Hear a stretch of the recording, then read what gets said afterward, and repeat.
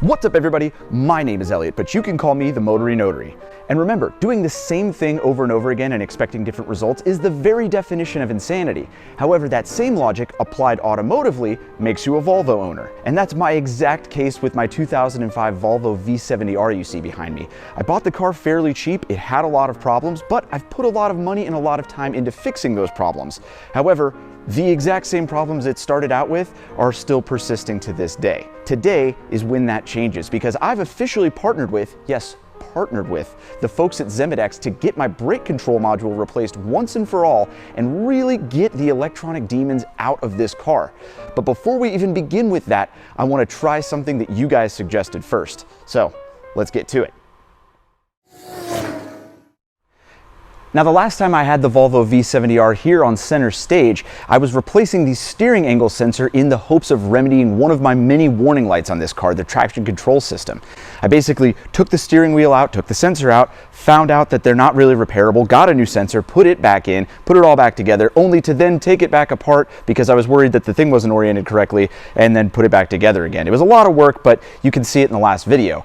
All in all, the result was the same, because the new steering angle sensor needs to be recalibrated. So I brought over my Vita computer, hooked it up, and got to a part where it basically says you can't do this unless you are a dealer or you find a third-party dealer that will give you a code. It was locked behind a paywall. So that's basically where I ended up. A whole bunch of work for the exact same error message. However, the Volvo community is the best in the world. I said it on my VinWiki video and I've said it here a bunch. You guys are so supportive. I had people reach out to me on Instagram, Facebook, and in the comments section saying, Elliott, there's actually a way to calibrate the steering angle sensor without going to the dealership and without paying for anything. So today I want to wheel the computer back over to this car and try to see if we can get it calibrated using your suggestions. Because how cool would that be? Two birds in one stone, and then we can take out the brake control module. But first, let's calibrate this steering angle sensor.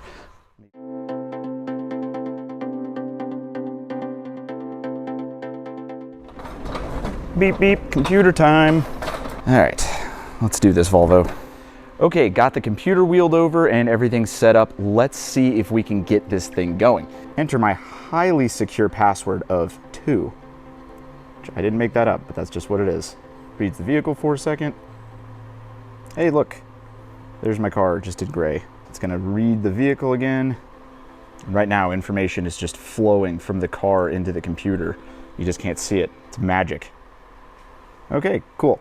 And of course, today it thinks that all of the modules are green. Normally, some of these are red and blinking and all this other stuff, but BCM is what we're interested in. And calibration, that sounds good. Oh, look at this. And this is the part where I never would have gotten it. I might have been able to get to this diagram here, but thanks to you helpful people out there, I was able to see this next key crucial step. Check this out. So you see the diagram here, and it's like, oh great, lots of cool information, a couple of pictures, great. To get to what I need to do, you actually need to click on this, which I would have never thought to do. But you double click on that, and look what gets brought up. Steering angle calibration, pressure sensor calibration, yaw sensor calibration, pretty much everything that I've been wanting to do, all in this little hidden menu. So let's try this out. Apparently you just go down through each one of them and the little light over here is supposed to turn green, and if any of them don't turn green, that's a bad module. But as you can also see, they all say BCM before it because they're all connected to that BCM. So let's see if we can get the steering angle sensor working. Let's see if we can get the yaw angle sensor working. Let's just try to calibrate as much as we can calibrate and then see what we need to replace. All right, now I guess just start? Yeah, see what it does. Operation failed. I mean, I didn't do anything. With the ignition turned on, turn the steering wheel at least 15 degrees to the right or left. Well, don't I need to start it? My uncle's gonna help out here. Okay. Start. Operation finished. It turned green, but you didn't turn it back the other direction. I didn't. Yeah, because that was better than the red. Okay, wait. Let's try this. Let's go straight. Okay, now turn it one direction, and then the other direction, and then I'll hit start. A little more. I'm sure this is really easy with no power steering right now. All right. Okay, and then back to center. Okay, now I'll hit start. Oh, it says finished. Pressure sensor calibration. Operation finished. Lateral accelerometer calibration. Okay, so far, man, this is great. I wish life was this easy. You just keep hitting start and, oh no. BCM longitudinal accelerometer calibration operation failed. Okay, let's hit start on this last one. Yaw sensor, see, I did replace that. Okay, so the longitudinal accelerometer calibration failed. All right, Volvo, let's see here. All right.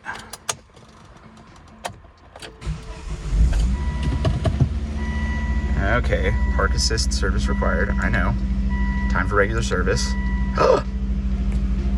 No, no, right as I got excited about it. Anti-skid service required. Okay, well, it was worth a shot, but now we can at least start to look into that whole brake control module thing, get that unit out of here, get it sent off to the folks at XeMODeX, get it repaired, and then maybe it'll go away. Let's switch the car around and get to work. All right, just for fun, off camera, I also went ahead and cleared the codes, but even after that, the anti-skid warning light still persisted. So that means it's definitely time to remove the BCM on this car and send it off to the people at XeMODeX. But because we'll also be rendering this car immobile for like the 5th time, it's also time to put the Volvo back on its favorite shoes, these skates. So let's get it up on the skates and get this BCM out of there.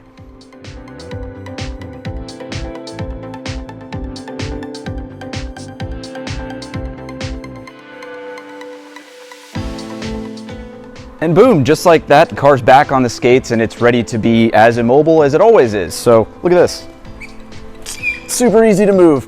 All right, let's get the BCM out of the car and off to XeMODeX. All right, beginning the process now. And the cool thing is XeMODeX actually has their own helpful instructional video on step-by-step how to remove the BCM in the car, given it's not on an R model that they show, but it's basically the same thing. So let's get started. And the first thing we need to do is remove this plastic beauty cover. I don't really know what it's covering, but it is in the way. So let's, oh, it actually twists. Is that how it's supposed to do it? There's one.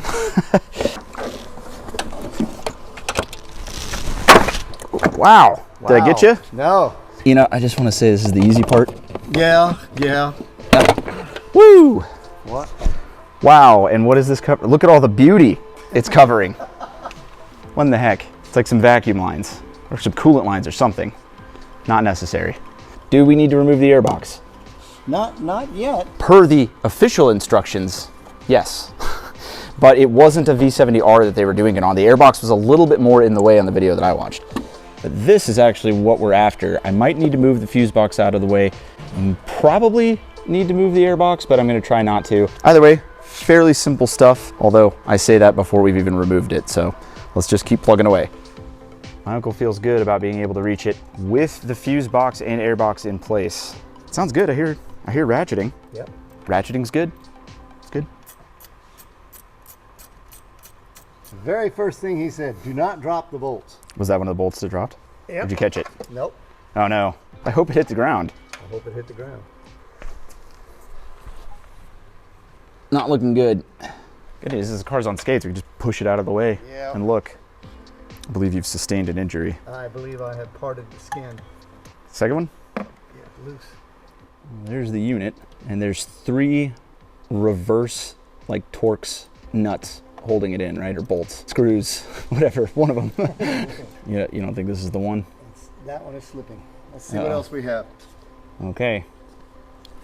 We will get you. All right, well, my uncle's patching himself up, but we're actually gonna go run to O'Reilly's and or Harbor Freight to get the correct size tool. This calls for a T5 reverse Torx socket, and I think the smallest one we have is a T6. So we're just gonna make a quick tool run, and then we're gonna be right back at it, and this BCM's gonna be out of there. What's a job without making a store run? Okay, cool, that's got what we needed. We just needed to go to 2 different stores. All right, back to the shop.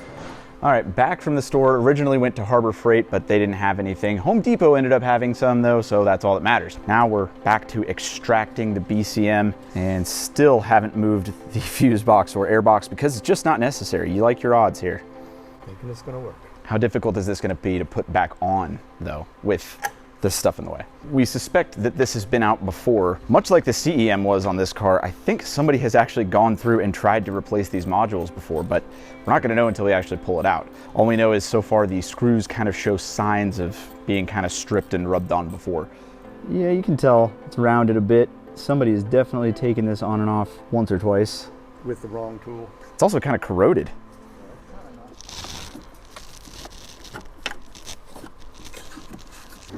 Yeah, it's super. You got the big connector? Oh yeah. I haven't gotten the big connector out, but oh yeah. See, I don't see how removing this would help us much. Maybe it would. But now I just gotta take that little connector or big connector. Yeah, and there's some things on the side. He said be very careful. See, this is good YouTube. Just two guys reaching into a dark, cavernous And it's out. thing. I'm not kidding. There it goes. Okay, boy, let's remember how that goes in there. That's going to be a real treat. Is this where the airbox would be in the way? No. Nope. Maybe, maybe. Okay, look at that. Well, that connector actually looks pretty good. I mean, visually, the thing looks good. This is what is going to be sent out to XeMODeX now. And the cool thing is they make that really, really easy. Let me show you how easy that is, and hopefully I can show you how quickly it happens. Look at this. Oh, there's a spider in there. Okay, so you've pulled the BCM out of your Volvo and now it's time to order a new one.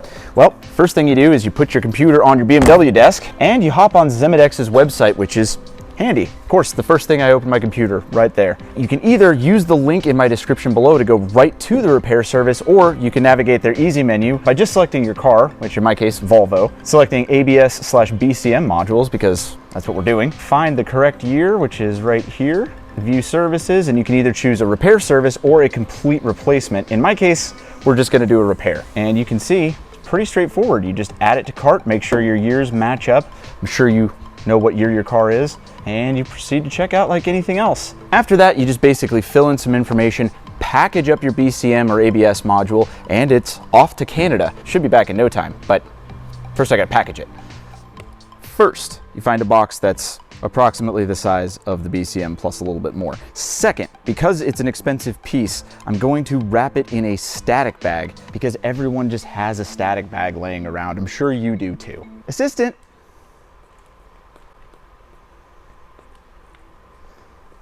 Can I have the static bag? Thank you. What do you think about the Volvo? Good. I think it's good too. You know, even though it never works, it kind of is out of battery. Well, thank you for the static bag. Okay, anyway, now that my assistant has given me my static bag, again, not entirely necessary, but I want to go the extra mile because the people at XeMODeX are going the extra mile for me. I also want to take care to protect this little prong that's sticking up here. I don't want it to get bent or knocked over in shipping, so I'm going to take a little piece of foam that I've cut a slot out just for it, put that on there to protect it, and then this in the bag. This is static friendly foam, by the way. I know you might be thinking, you're ruining the point of the static bag by putting foam in there. I got it, I thought about it. Wrap this all up, stick it in the box that looks like it was just made for this thing. Bing, bang, boom, wrap it up, slap a label on it, and next thing you know, it is on its way to Canada. It really is that simple, and I can't wait to get this unit back and put back in the car. So there you have it, guys. That's it. BCM is out of the car and on its way to Canada. I can't thank the folks at XeMODeX enough for deciding to partner with me on this car despite knowing how much is going on with it. It means the world to have a company like that supporting me on this because, well, as you all know, I'm gonna need it. But that's gonna do it for this video, at least until we get the BCM back from XeMODeX. And that should be very, very soon. So I'm hoping once we get it back, we can just put it in the car, everything's gonna be fine, and next thing you know, I'm gonna be driving this thing through the winter. You think that's gonna happen? Let me know in the comments below.